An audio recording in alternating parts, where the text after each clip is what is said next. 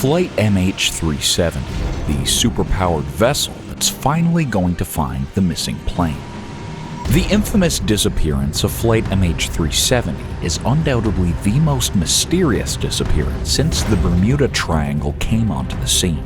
An entire Boeing 777 with 239 people on board just vanished into thin air. And for the past 11 years, we still have no idea how it happened, where they went down, or why.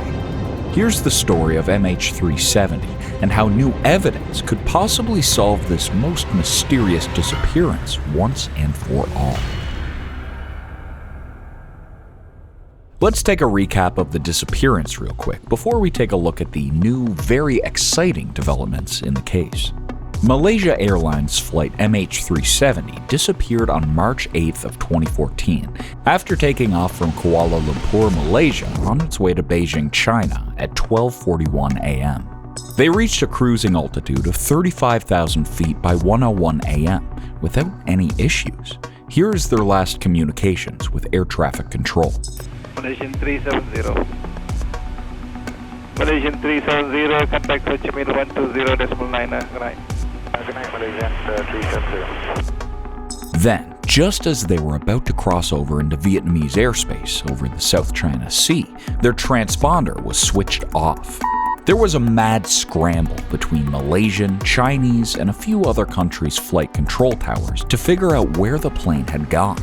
Language barriers, and the fact that there are 7 countries' airspaces that converge over the South China Sea caused absolute chaos between the countries.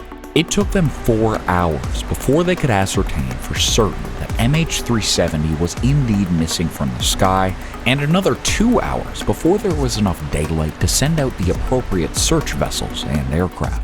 Not to mention getting all of those countries, radar, and satellite information to see if anyone had caught the plane on their systems. This was no easy feat. Almost all of the 7 countries around that strip of ocean are not on good terms with one another. A multi-million-dollar reward was put in place to encourage private companies to get in on the action too. I mean, the more eyes you've got searching the vast ocean, the better the chance of finding the wreckage. But even with all that manpower, this was still going to be a difficult case, just from a practical standpoint alone. And quite frankly, we just didn't have the technology back then that we do now. Luckily, this is 2025, and we've got some pretty swanky upgrades since then. But we're getting ahead of ourselves here. Back to the recap. Piece by piece, the satellite and radar data started coming in. Malaysian military radar tracked the plane as it turned around, flew southeast over the Malay Peninsula, then northwest over the Strait of Malacca. By 2:22 a.m., radar contact was lost over the Andaman Sea.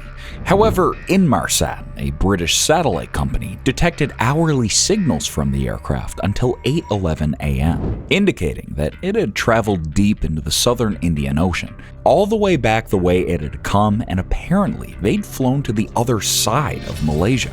The search that followed became the most expensive effort in aviation history, with many countries jumping in to offer aid. Finding MH370 had become a global effort, and the entire world was on the edge of their seats for months, hoping for news. But they were throwing all of their forces at the wrong place. For months, they were thousands of miles away from the true location, a place that MH had no business being at. Initially, their focus was on the South China Sea, but satellite data coming in from Inmarsat turned their attention to the Indian Ocean, since that was the last place that any satellites were able to catch sight of it. Over the years, debris confirmed to be from MH370 washed ashore in Africa and on islands in the Indian Ocean, confirming that the aircraft had broken apart as it was initially assumed. These pieces were only slivers of the hull and had been thrashed around by ocean currents for years by that point. Despite extensive searches, with multiple major organizations and countries involved and thousands of man-hours dedicated to the search, nothing but 2 confirmed plates that washed up thousands of miles away had ever been found. In 2018, the Malaysian government concluded that the flight path change was manually executed from inside the cockpit after the transponder was also manually switched off to avoid detection. But why this would have been done is still a question that we've been unable to definitively prove. Theories range from mechanical failure to pilot hijacking, that it was accidentally shot down by a foreign military. There is also one rather outlandish theory that mangosteen fruit juice leaked all of the batteries and that ignited the aircraft. And predictably, a few alien abduction theories made their way into the mix too, for good measure. The disappearance of an entire Boeing in one of the busiest airspaces in the world is unprecedented. So the outrageous theories are totally expected, especially since the disappearance created an absolute media storm. The entire world was invested in this case, and to this day, there are forums dedicated solely to MH370 and the theories surrounding its vanishing.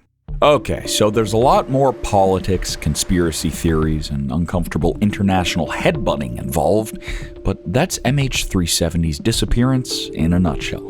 One thing's for certain, MH370 is by far the most perplexing and utterly mysterious aviation disaster of all time. And finally, after nearly 7 years of radio silence on the matter, the investigation is heating up once again. Back in 2018, when we got our last update from the Malaysian government, the message was crystal clear. No further investigations would take place unless some piece of indisputable evidence came out. In that same year, a company called Ocean Infinity, a US-based marine exploration firm, made a deal with Malaysia. They'd go out to search for the plane, and if they found the main wreckage, they'd receive an undisclosed amount as a reward. Malaysia agreed and gave them 3 months. The Ocean Infinity team threw everything they had into the expedition and even filmed a documentary about their efforts, but sadly they came up with nothing. Then last year, in December of 2024, Ocean Infinity approached the Malaysian government yet again. Though the rules were the same, we actually got the official reward number this time, a whopping $70 million US. But there's a catch. If they don't find anything, they don't get a dime of that reward money. It's called a no find, no fee agreement, and bringing up a single piece of luggage just won't cut it. They need to find a major piece of the aircraft itself, big enough that ocean currents couldn't have moved it when it hit the ocean floor. Back in 2018, their search was severely limited due to challenging terrain that sonar at the time just couldn't penetrate.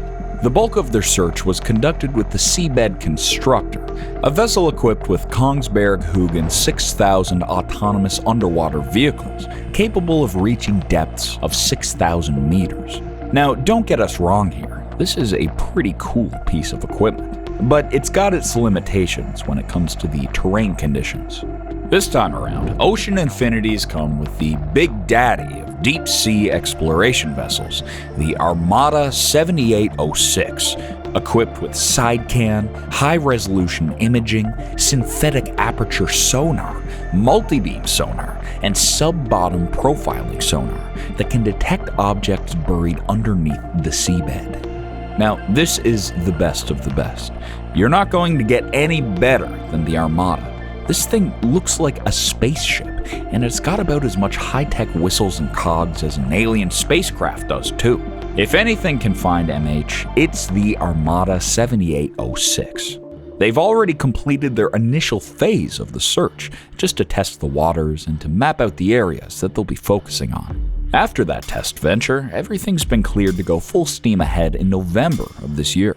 They're still focused on the southern Indian Ocean, looking into areas that they previously could not. But we still have no confirmation of how long they have to complete their search.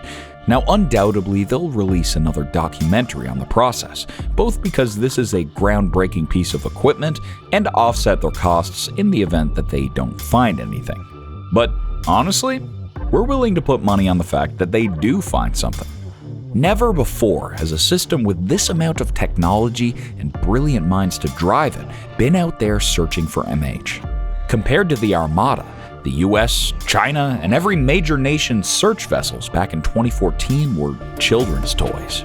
The time to finally find MH370 and put an end to this terrible tragedy that's had us scratching our heads for more than a decade genuinely has a chance of being solved. To finally bring to countless families and friends involved, as well as the rest of the world, the closure that we've needed for 11 years.